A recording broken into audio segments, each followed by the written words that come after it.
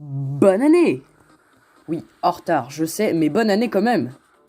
Alors, je vous avais dit que la prochaine vidéo, ce serait la vidéo FAQ. Comment dire? Il n'y a pas assez de questions. Ça pose un petit peu problème. Donc bon, bah écoutez, je vous invite à poser un maximum de questions. Mais bref, c'est pas le sujet de la vidéo. Aujourd'hui, je vais faire une critique d'un comics que j'ai lu très récemment, voilà. Je l'ai eu à Noël et je l'ai terminé il y a quelques jours. Il était pas très long, c'est juste que j'avais la flemme de le lire. Parce qu'entre deux, il y avait aussi les comics Star Wars, les comics X-Men et tout. Donc bah, finalement, je l'ai lu en dernier. Mais j'avais envie de vous en parler parce que je l'ai trouvé franchement très cool. Ce comics, c'est Venom War of Realms. Alors, c'est un comics édité par Marvel, distribué par Panini Comics. Le comic coûte 8 €, voilà, vous pouvez le trouver à Carrefour. Alors, pour l'histoire, ça raconte l'histoire de Eddie Brock qui a eu un fils, il s'appelle Dylan. Et ils doivent essayer de survivre parce que c'est l'apocalypse. On est dans l'événement War of Realms. C'est un événement dans l'univers de Marvel. L'événement est pas aussi gros que Civil War ou tout ça, mais quand même, les comics de War of Realms sont très bons. Enfin, moi je les trouve très cool, donc franchement, je vous les conseille.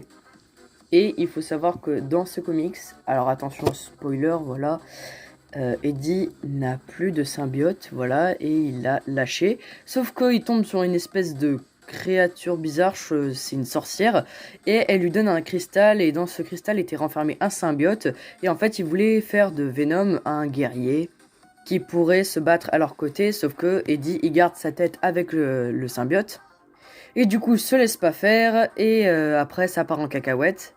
Bref, sur cette partie-là, je vous spoil pas trop, voilà. Maintenant, on va parler de la seconde partie. La seconde partie, c'est sur le Superior Spider-Man.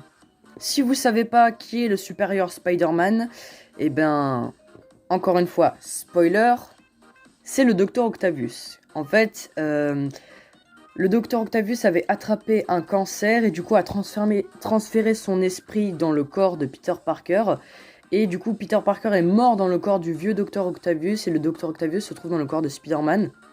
Et ça crée un Spider-Man, ma foi, assez cool. Enfin, moi, je le trouve sympa. Et pour une fois, on n'a pas un Spider-Man tout gentil et tout. Il est assez différent.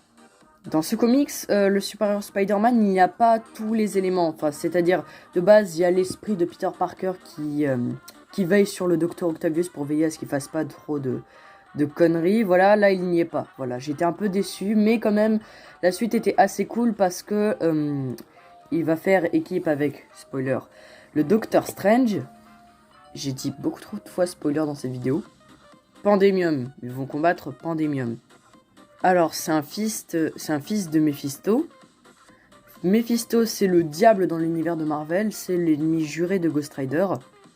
Et le truc, c'est que Mephisto avait envoyé des armées de Skrulls sur Terre et ils foutent la pagaille. Donc voilà, j'espère que cette petite critique vous aura plu. Si vous voulez l'acheter, eh bien écoutez, c'est trouvable à Carrefour. Mais ça, je l'ai dit en début de vidéo, je crois.